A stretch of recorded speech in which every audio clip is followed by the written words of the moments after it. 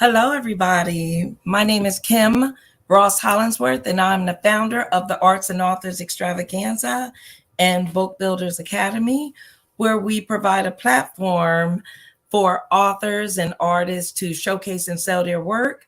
Also, we teach new and current authors how to write, publish, and market their books. And with this podcast, this is called Arts and Authors Talk.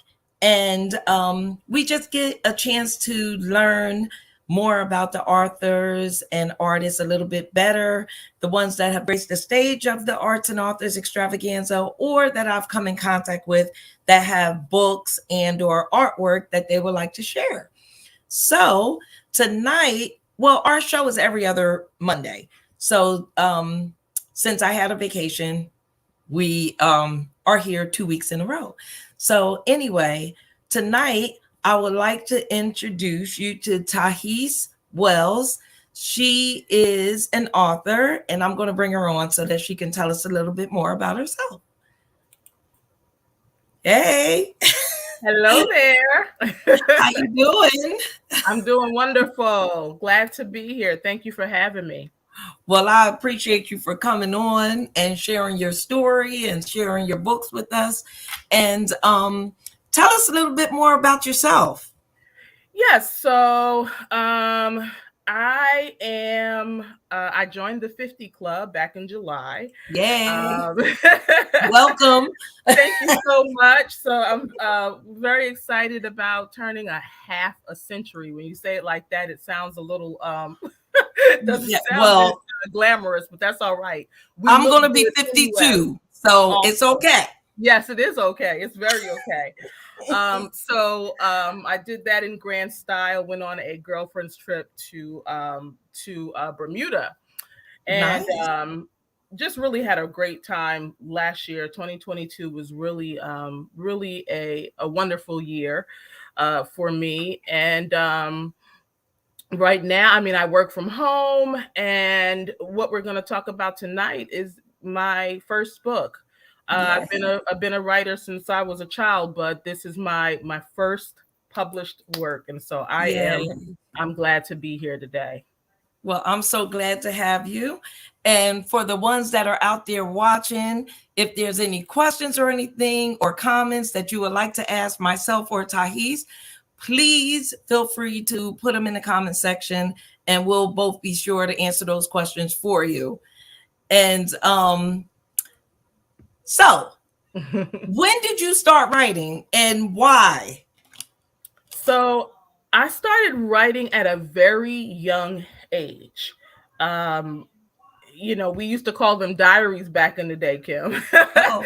So I had plenty of those. I would write about any and everything, my life, school, teachers, my parents, when I got older, well, my teens, boys. So, I mean, I wrote about absolutely everything. And I still buy journals to this day. And I had to stop myself because I have maybe a ton of empty journals that still need to be written in.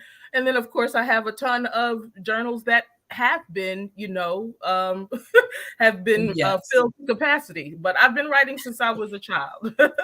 Well, that's a good thing. And speaking of journals and memoirs, that's, journals is how I started my first memoir. Okay. I just believe that writing stuff down is very therapeutic. Mm-hmm. And by me writing my first book, it helped me so much. And if you've heard other podcasts, by writing my memoir, it just allowed me to know who I wanted to be with now, and what I was looking for in a man, and so forth. So just, and knowing myself, because sometimes we don't even know who we are until we actually start writing it down on paper. We're getting to know ourselves, and instead of, following behind someone else, so it does help. So I'm glad, I'm a believer of journals and planners and so forth. Yeah, absolutely. And even in the process, you mentioned that it can be very therapeutic. And even in the process of writing the book, there were some things that I remembered as I was writing that That's I right. had not thought of, before, or if I had thought of before, obviously I did not remember, but I remembered during the writing process. That's it. So when you talk about it being therapeutic, absolutely, absolutely it is. It really Absolutely. is. Yeah. And hi, Julia. Don't know if you know Julia. That's my cousin. Yes. Oh, goodness. It's so interesting and nice to see our family and friends supporting us, isn't It it? is. I appreciate it very much. And show us what is the name of your book, and show us a copy of the cover. And Sure. I would like for you to read the back if you can. Okay, absolutely. I'll do that. So this is my book, 30 Summers Left by Tahiese Adale Wells. That's me. I'm the authoress. And just a little bit about the cover. I did this cover. I want to say that I started doing the cover myself. So I went on Canva and designed the cover because when I saw it, I felt like it embodied exactly what this what lies in between the pages. Exactly. And so I wanted to make sure that it reflected what was inside the pages. And so I think it certainly does that with the crystal ball and the sand and the sky and the water and all of that. Nice. So 30 Summers Left. Have you ever had a dream that came true, but when you received it, it was not at all what you expected?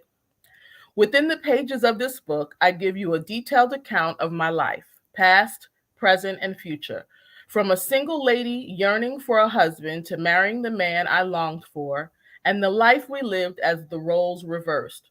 We embodied the vows declared by many in sickness and in health, till death do us part, and now I stand alone to testify to the enduring bond we shared in the midst of the unexpected. I remember hearing my husband tell someone, our troubles are tailor-made for us, and even though we may be caught unaware, God is not surprised by anything we experience. My hope is that my story will encourage you to keep going when life happens and inspire you to know the God who took me from glory to glory. This is 30 Summers Left. Beautiful. Beautiful. Now, in your own words, tell us exactly what you meant by writing the book. Absolutely. So this book had been, I would say, 15 years in the making. I met my husband just 26 years ago. And we married 7 years later, and we were almost upon our 16th wedding anniversary when he transitioned. And sometimes when I say transition, because I don't like to say anything else, but when I say transition, some people are not always sure, but my husband is no longer here on earth. He moved to heaven, I like to say. And so we had it's a love story. 30 Summers Left is a love story. It talks about the real cost of love, if I can put it in that, the real cost of love, what love costs, and the sacrifices that you make when you love for real. And so I would say that's probably that's really the crux of it. So I go from telling you a little bit about myself in the beginning, how I grew up, which kind of gives you a foundation of where this book is going and why I married this man and our life together.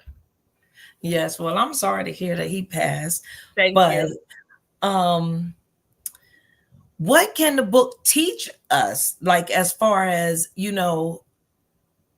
what you've gone through? Like,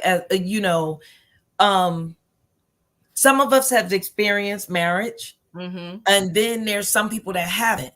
Then you talked about that experience true love and so forth. Can you just elaborate a little bit more on what you mean by that? Sure.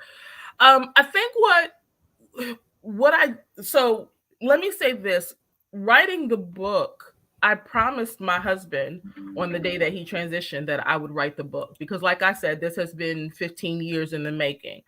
I've gone through a couple of laptops before I even got to write the book, and I wrote it after he was no longer here on earth.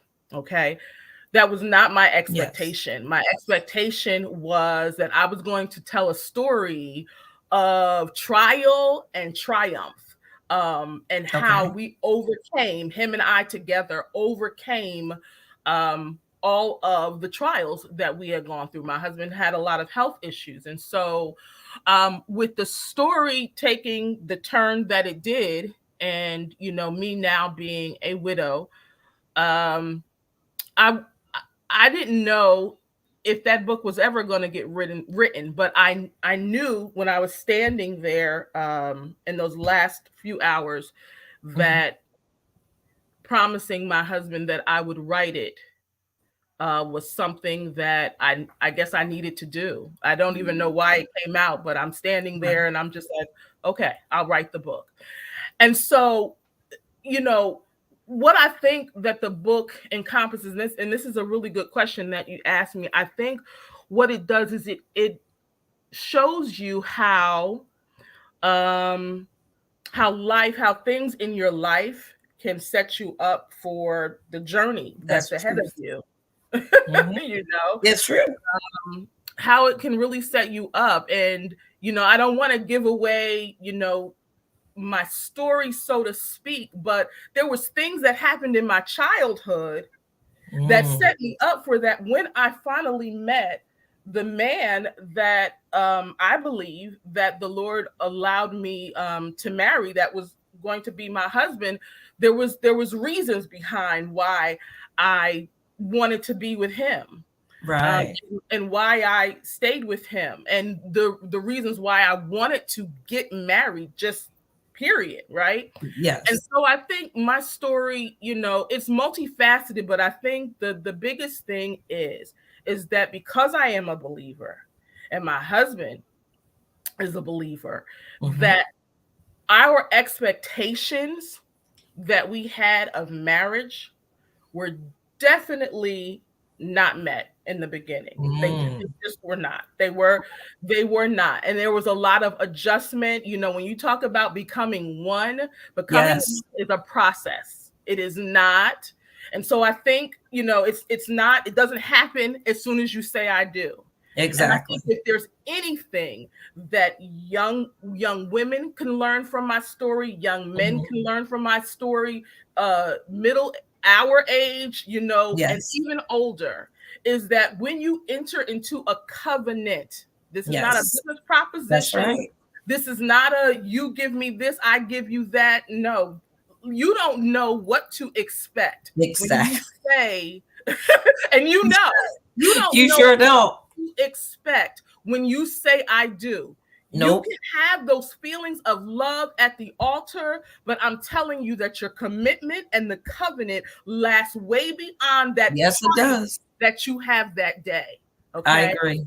And so I think, if anybody can learn anything from my story, is that even in the midst of the unexpected, we have all these grand hopes and these high expectations. Yes. But even when we're disappointed, even when we're let down, even when we're hurt and we experience trauma in the midst of our relationships, that number one, God is with us through it all.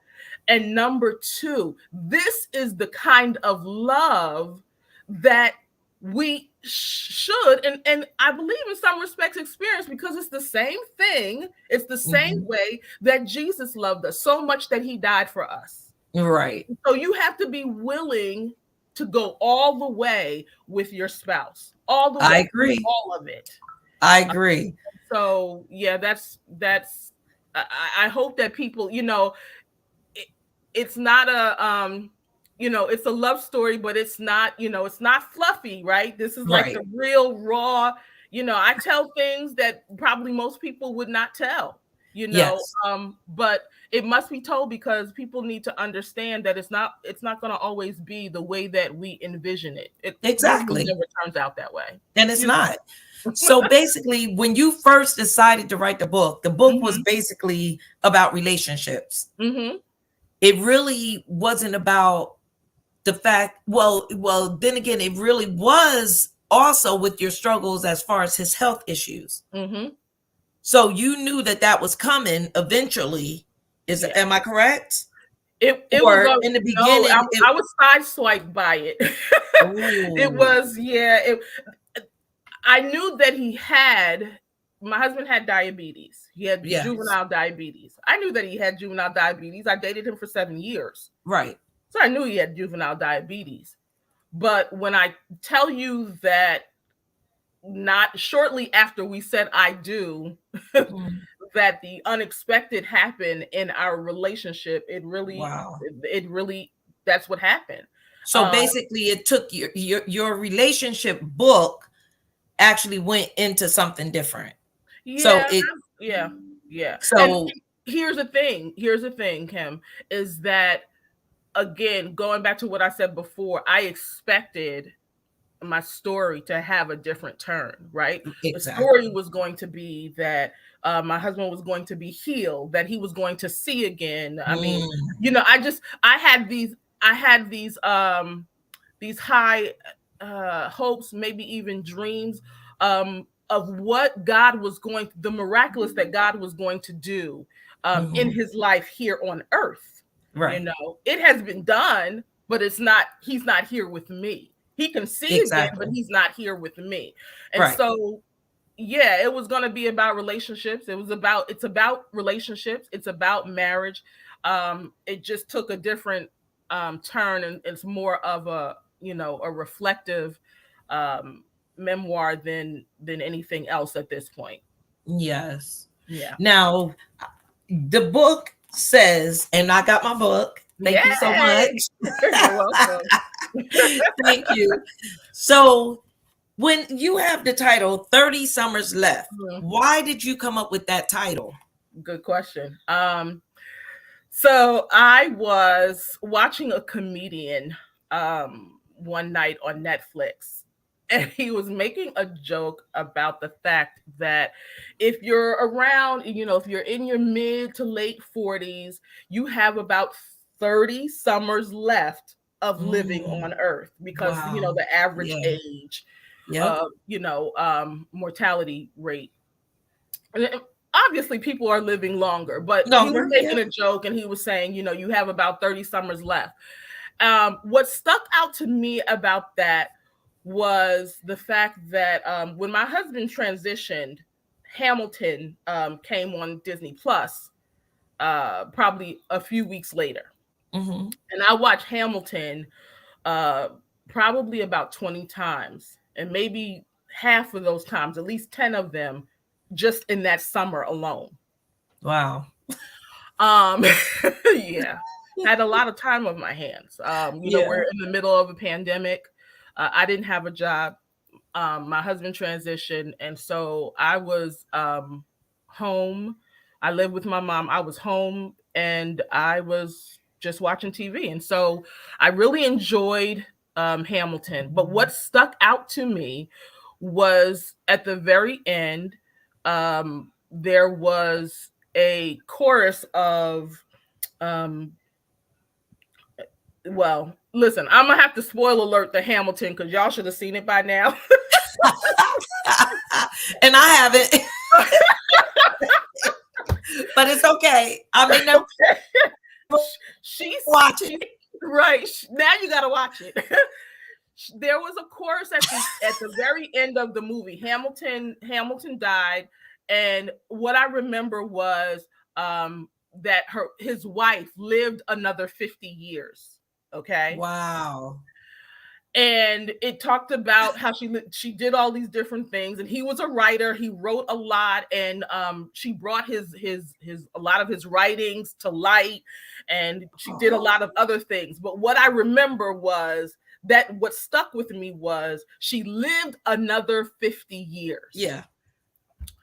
And, you know, I was 47 going on 48 at the time that my husband transitioned. And what this said to me is that what am I going to do with the rest of my life? Because obviously there is a reason why I'm still here. That's it. And my husband is not any longer.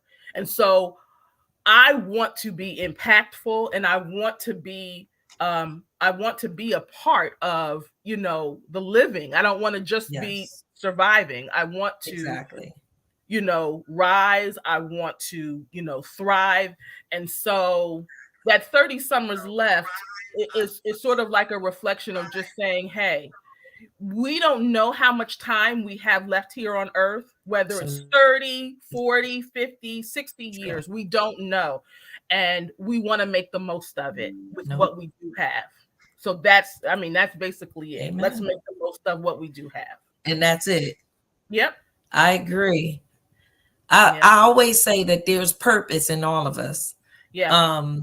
We don't know what our purpose is, you know, but we have to create it. I create my purpose. Mm-hmm. Mm-hmm. I, you know, like as far as like, you know, writing my book and having the Arts and Authors Extravaganza and doing this podcast with you lovely people, I create my purpose. Sure. I know that there's a reason for me to be here, and I just, you know, I just want to leave my stamp. Yeah.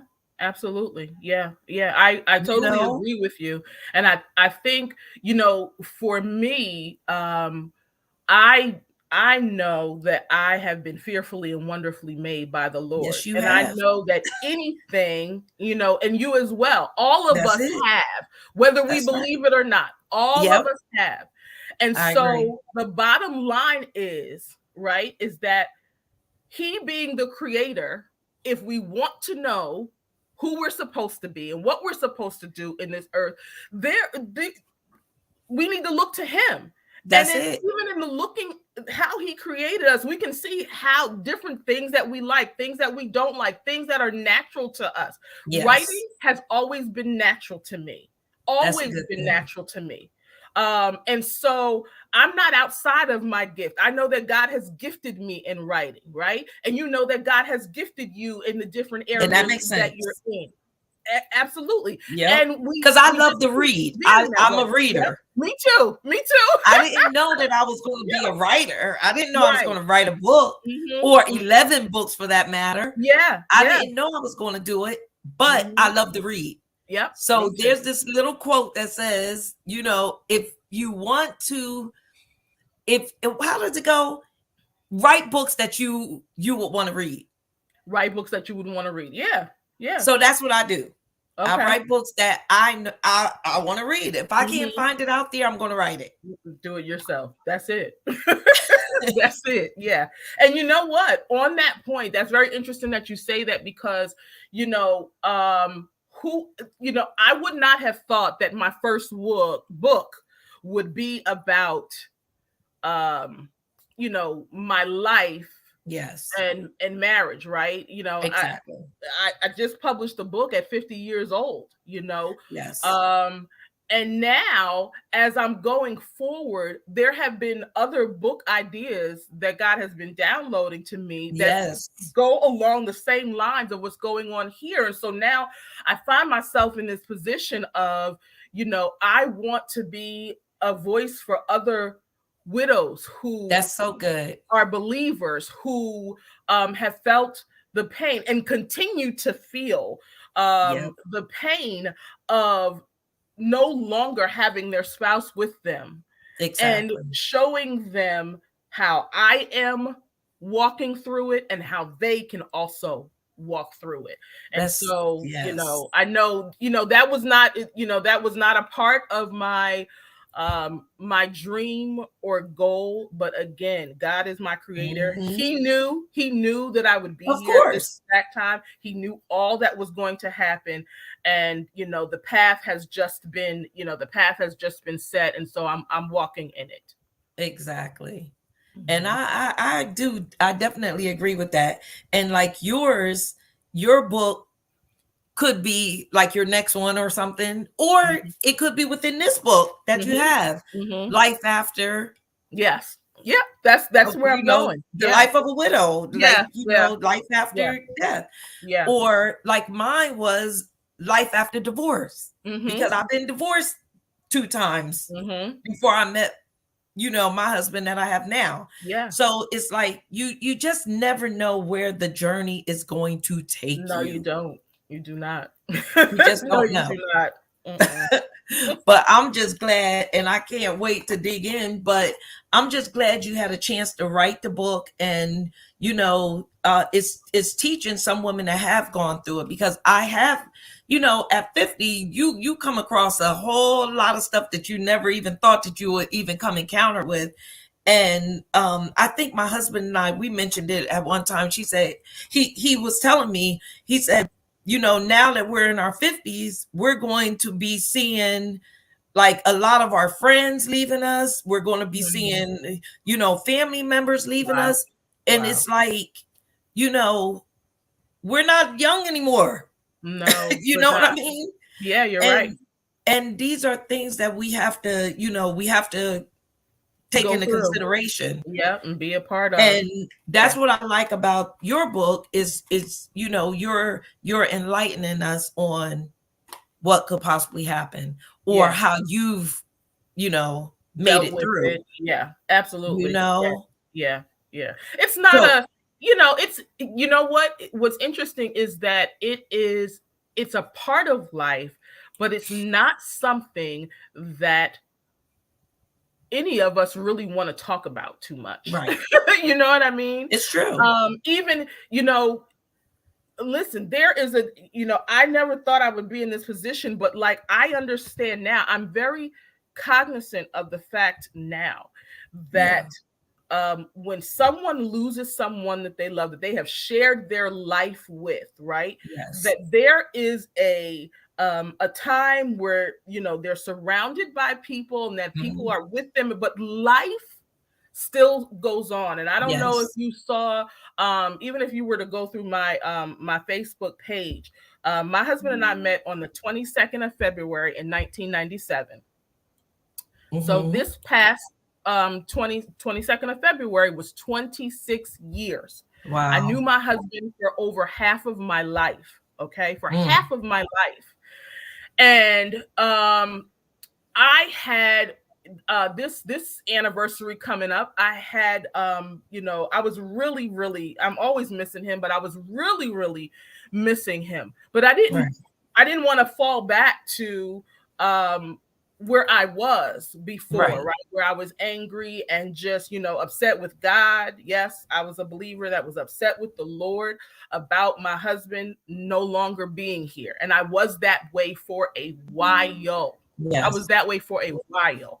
But these are the things that people don't talk about. People are around you for a while, but life continues to go on. And so this post that I posted was just about the fact that I was at a birthday party. I was celebrating with a good friend of mine. She had just turned 50. And I just had this overwhelming feeling that I wish I knew my husband would be with me. We would be here together. And I wish he could be with me. And I wish he could experience this. And I wish he could experience that. And you know what? I know that people haven't forgotten about him, but sometimes that's what it feels like. Yeah. And these are the tough things that nobody talks about. Right. Just because, no one's mentioning his name each day doesn't mean that they don't think about him. Exactly. However, sometimes for me, I'm just like, ugh, and I feel some type of way about it. And so I want to be able to talk about that more in the next couple of books that I write about my process of even after he transitioned. And then, hopefully getting to an even a greater place or a greater space where I can share my life and know that I've experienced, even more, blessings, because I know the Lord has been with me. I know God is with me, has been with me, and continues to be with me.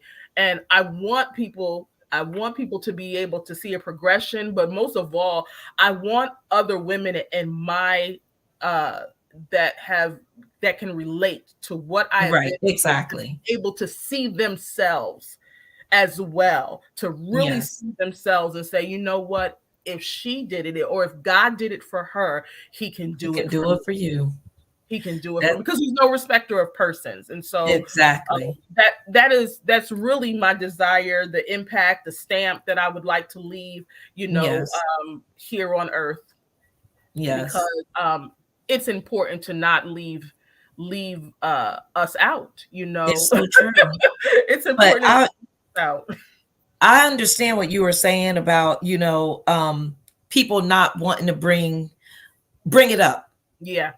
Bring your husband up and so forth, because for me, I don't want to hurt somebody's feelings. Mm-hmm. And it's not like they're forgotten.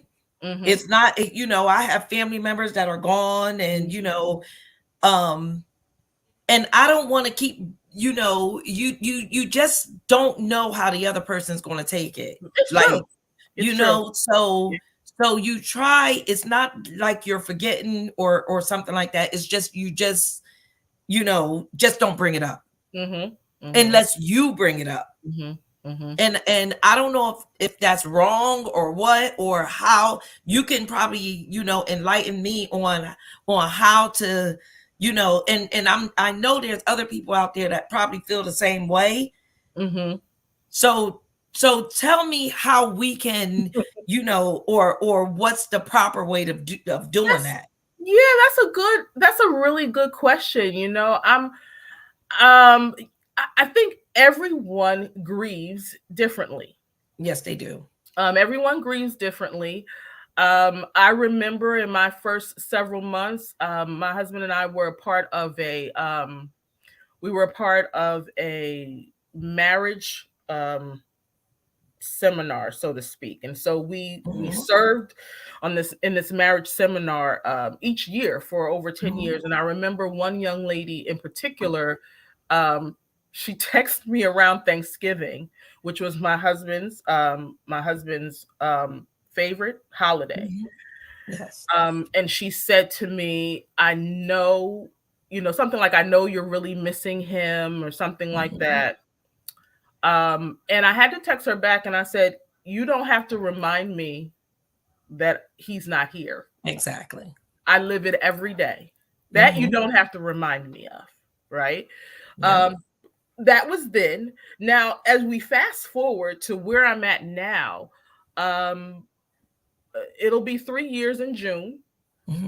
But for me, I don't mind talking about him. Sometimes it hurts, Right.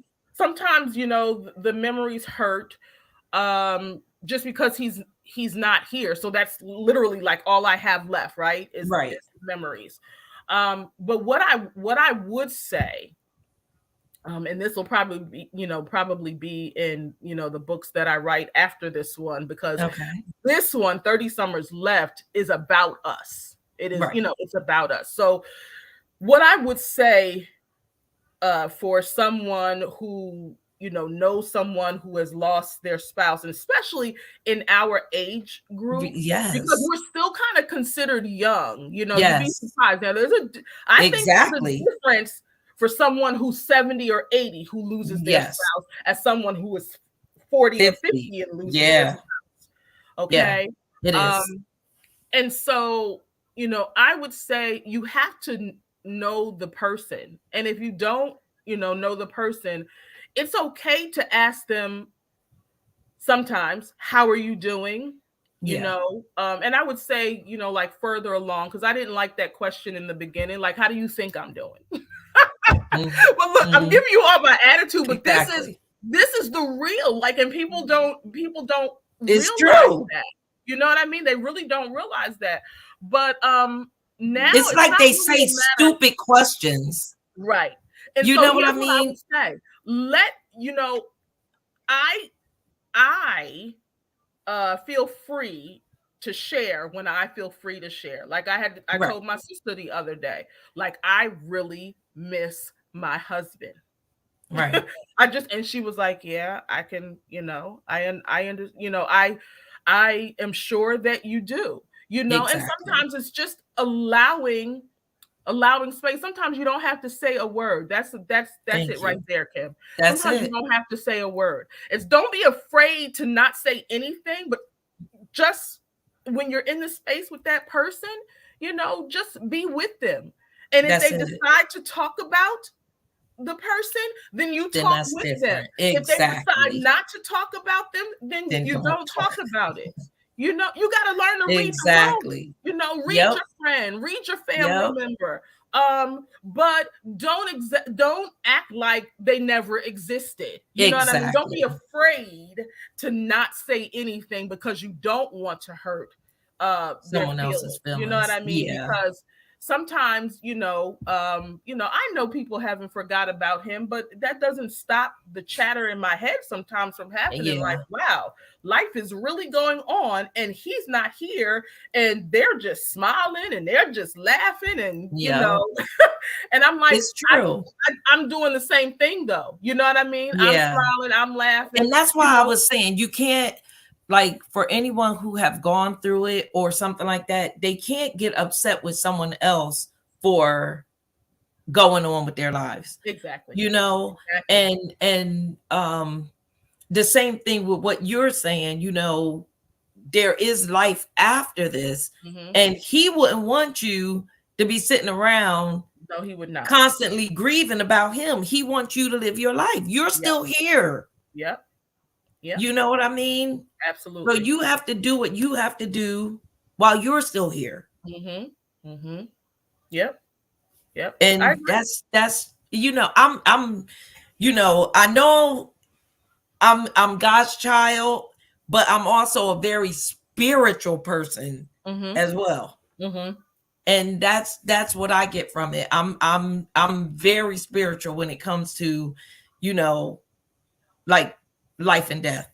Mm-hmm. Just like I try to be cognizant or intentional about what the words that I say, because I know words have power.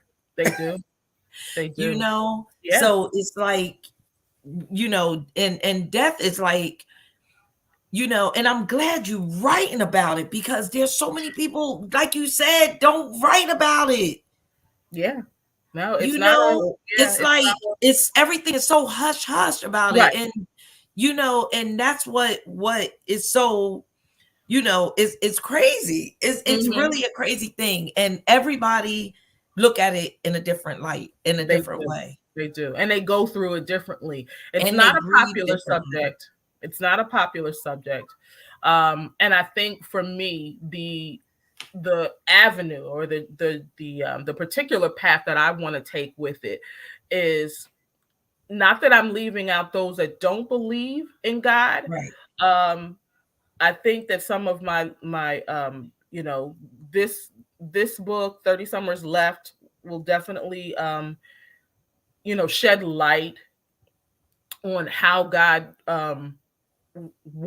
walked with both of us during our marriage, how he kept us during our marriage. I think you'll see a lot of that, because the things that we went through, I don't think that other couples would have not, it would have been, okay, I'm done, this is not that, I didn't sign up for this, kind of thing. And but the other thing is that going forward, like even after it, I want to talk to the women that are saved and love the Lord and are painfully disappointed that they have to now live life with their husbands no longer being by their side. I want to, and this is one thing that I don't think I have discussed before. So I'm unique in the fact that me and my husband did not have children. We have a little dog that we've had. We got her, I think, when maybe our fifth year of marriage. We got a little dog, and she's my baby for sure. But we didn't have children, and I really wanted children. Yes. My husband didn't think that he would not have children, but with everything that was going on with him, I think he got to a point where he just thought that would be too much, not really for him, but for me. Oh, wow. Because I was not only his wife, I was his caregiver. And so, I really wanted children. Yes. But sitting on the other side of this, knowing, what God knew would happen before it happened, I am grateful, and I'm careful in saying that, but I'm grateful that I didn't. Yes. Because I wouldn't want to look in those little faces and tell those little faces that their father is no longer here on earth. You know what I mean? Like, I would not have wanted to do that. Even my dog, she had a little bit of, there was an adjustment period there. Yeah. He walked her. He was that separation anxiety type. Yes. So she had a moment, a couple of months after he passed, like she had some moments wondering where he is and stuff like that. And it makes a difference. I mean, and these are things that a lot of people don't even think about. No, they don't. They don't, because it's not in their world. And listen, I'll be honest with you. I didn't think about them that much either. Right. Until it happened. It happened. You know what I mean? And so now I'm like, oh, my father remarried, and he lost his wife to cancer. And when I go back to that time, I remember being there for my father, the first couple of months. Yeah. But I cannot tell you, like, after that, I can't tell you what went on. And so I call him now every so often when I'm in that space, and I'm like, Daddy, what did you, because I still call that, I'm a daddy's girl. Daddy, what did you do? Like, how did you, how did you get through this? What did you do? But back then, when it happened to him, I didn't think about it. I didn't think Isn't about that something? Yeah. Because I was thinking the same thing, in which that's another book that you can probably do down the line as well.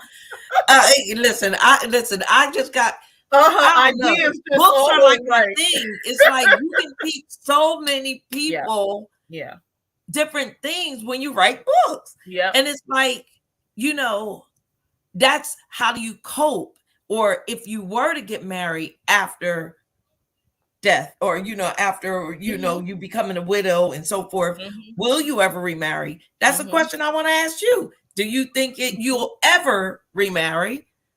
Or I know it's still early, but you never. But is that something, like you said, your father experienced? Is that something that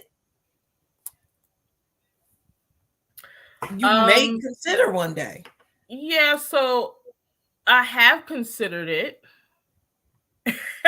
Or is that something that you don't?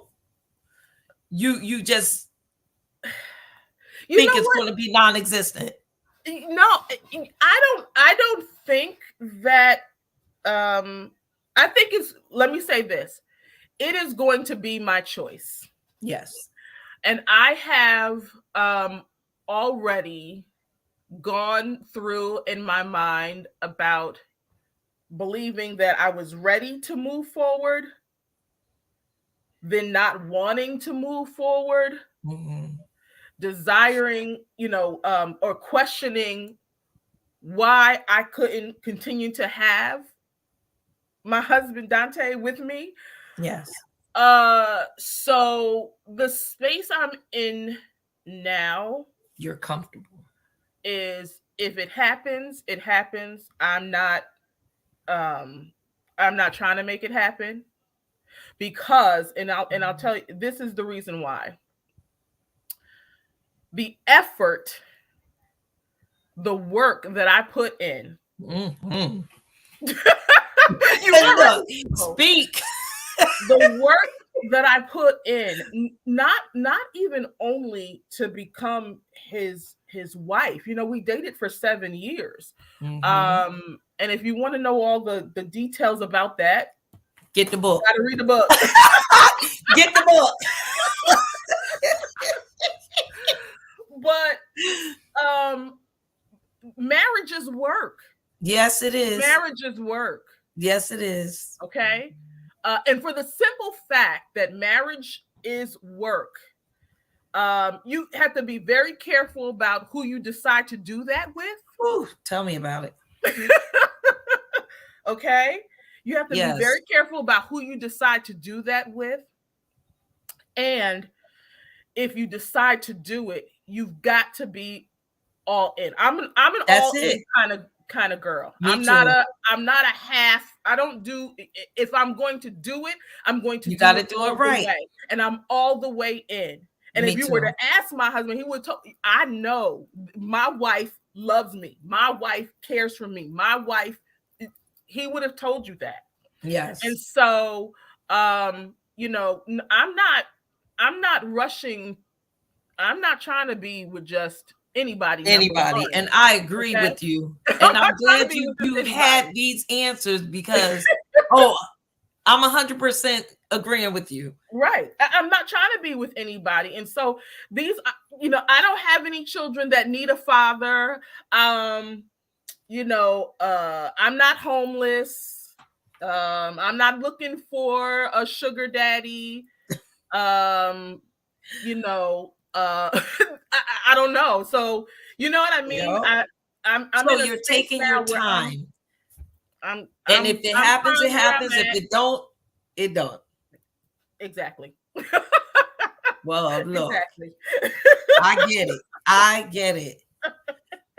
So my question to you is, just give us a piece of advice from the book that you would give to someone who is purchasing the book. Just give us a little bit of advice. Like, why would someone purchase your book? You would purchase my book because I think the title would intrigue you. I think the title itself would intrigue you. You want to know what 30 Summers Left is about.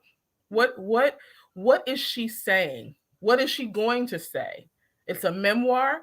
And it's funny because, you know, right now I'm relatively unknown, you know.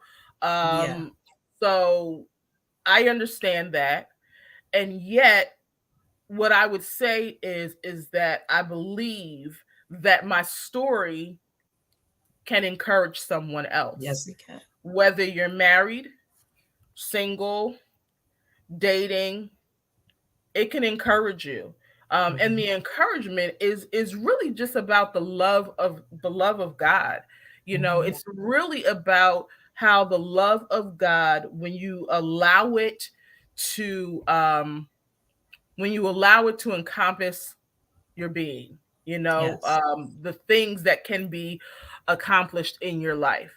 You know, my story is one that I needed to tell, that I wanted to tell, that I promised my husband that I would tell. And I think that, you know, you'll go on a little bit of a emotional ride as you read it. But I think there's a lot of good, interesting pieces in there about how we got together. I have to tell you, when I wrote the book, I remember one chapter in particular, I laughed while I was writing. I was laughing while I was writing because I was remembering these details, and in the way that I was writing it, I was cracking up. And it was, I honestly know, I know that I was on a Holy Ghost high, because I was just like, wow, this really happened. And like, wow, this is like really wonderful. Like, I really enjoyed writing it. And and Kim, I wrote the book in 7 days, but the before I wrote it in Seven. Yes, 7. Oh my goodness. The book had been in the making for 15 years, right? And so I wrote the book in the last week, just about the last week of January in 2022. And literally just 6 weeks before that, I was talking to my mentor. I was over her house, and she was saying that, maybe the writing will be, therapeutic for you. I mean, you're It's going to very, feel the yeah. feelings anyway. And I was Yeah. like, yeah, but I don't know, I don't know if I could do it. I basically was telling her I didn't know if I could do it. Right. And 6 weeks later, I did it, and I did it in 7 days, and I enjoyed doing it. Wow. So it's a labor of love. It's finally been birthed. That's great.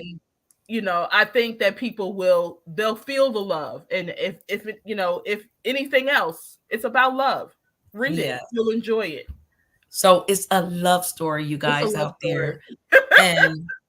And even though she has gone through what she's gone through, there's a lesson that you can get from it, I guess.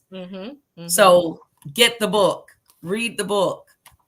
And if you have any questions, please put them in the comment section for Tahiese, because this is the time to ask the questions if you're interested in getting her book.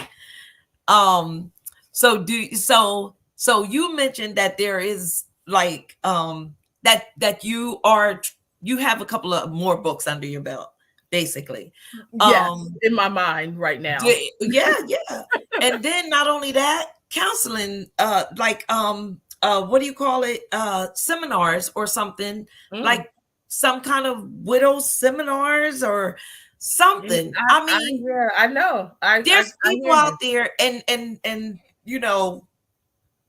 I have some friends that they're widows right now. I have a couple of them. And just maybe there's something that they can learn from it, and then there's something that you could probably learn from them. You never know. Yeah, you never know. Yeah, and I'm just glad that you had a chance to write it, and because I'm quite sure you learned something from what you wrote as well. Yeah, I did. I learned. Listen, this is what I learned. You can do hard things. And the things that you think are really hard, when you're actually doing them, they're not as hard as you thought. Yes. Thought they would be. It's so true. For me, that was important, because I remember telling the publishers when I did it was a writing boot camp that I did. So that's why we wrote it in 7 days. But I remember telling them that remembering and I can't think of the other word, but I'm going to say rehearsing and remembering is not the same thing. Like, I remembered it, but it did not bring me you know what I mean? I was not traumatic I didn't have traumatic experience by writing it. I felt good in writing it. And so I was really glad that I actually took the time to sit down and, write. And it only took me 7 days, 7 days to do it. But that's amazing. Yeah, it was a wonderful thing. And so, if there's anyone out there that you're intrigued by just listening to this interview with Kim and I, and you want to read more of my story, because there's some juicy things in there. Some real juicy stuff in there. But if you want to do that, you can reach out to me directly on Facebook, on Instagram. My name is Tahiese Adale Wells, and you can go to either my author page, Wells of Works, and I'm on Instagram as well, Tahiese_Adale, and Wells Organizing Works. Because can you write those on the bottom in the comment section. And I think I'm gonna you sent them to me as well, so I'm gonna put those there, you know, in the comment section too. But you know, you can write it for them just in case. And you know, I'm just so happy that you are in a place where you can share, you know, me too. and share and teach. You know, that's you know, like I said, there's a lesson in everything. Yes, and I'm a very, you know, I have faith, so that's why I feel that, you know, everything happens for a reason. Mm-hmm. And you know, I just feel as though you have a job to do.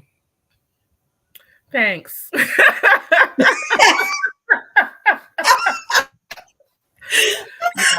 Yeah. I mean, you have a job to do. You're not wrong. You're not wrong. You are not wrong.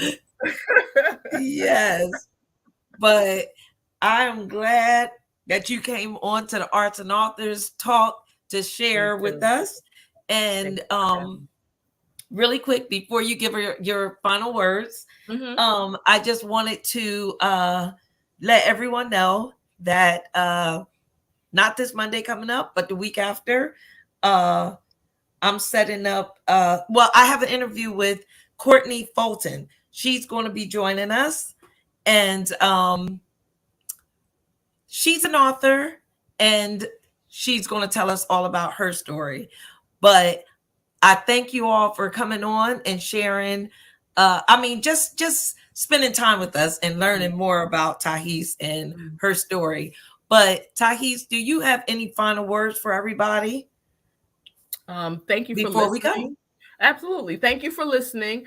And one thing I did want to say, the book can be found on Amazon.com. It can also be found on Barnes & Noble online. However, reach out to me directly for a personalized copy, because there are some perks in this book that you will not find on Amazon or Barnes & Noble. So I did actually yeah, one of those things actually is I curated a playlist. So nice. I have a list of songs that kind of chronologically follow the whole story. Yeah, it follows the whole book. Yeah. Which I'm very, very proud of. I love music, so yeah. Me too. Yeah, me too. But I thank you so much. I thank everybody for joining us, and we'll keep in touch, because of course, you know, you got to come out to the Arts and Authors Extravaganza in August. My calendar. And you are, you know, listen, February was a very, very busy month for me, with birthdays and our anniversary and everything. So the magazine is going to be coming out this month, so you will be in it. Awesome. I know. Listen. Thank when you. Like you say, when things happen, it's like everything come happening at one time, but it will get done. But you're definitely going to be in the magazine as well. All right. All right. But I thank you once again for coming on and sharing with us, and we'll be talking. But I thank you all so much. It was a pleasure talking with you. It was a pleasure talking to you too. Wow. Yep. Take care, everyone. And let me just get this to the right spot. But just so everyone knows, make sure you like, subscribe, and also comment. Said if there's any additional questions or anything for Tahiese, please place them in the comment section and we'll be sure to answer them for you. But thanks again, everybody, and see you soon.